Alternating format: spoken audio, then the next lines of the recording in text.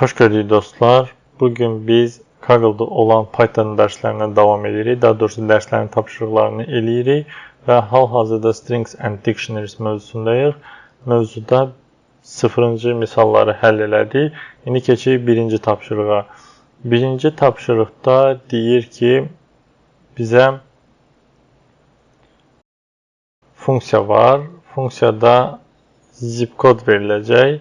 Həmin zip kod belə deyək də poçt indeksi kimi bir şeydir Amerika üçün və həmin zip kod 5 digit, yəni 5 rəqəmdən ibarət olacaq və biz də müəyyən etməliyik ki, həmin bu daxil olunan zip kod doğrudan da 5 rəqəmdən ibarətdir.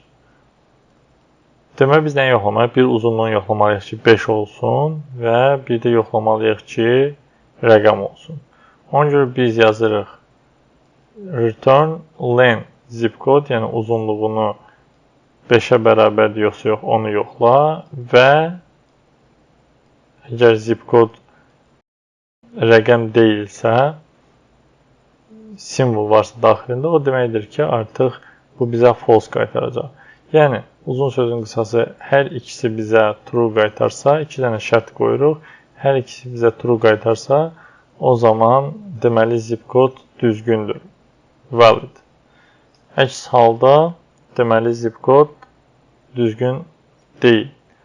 Biz bunu run edirik. Burada correct yazısını görürük və bu deməkdir ki, artıq misal həll olundu. Diqqətiniz üçün təşəkkür edirəm. Sağ olun.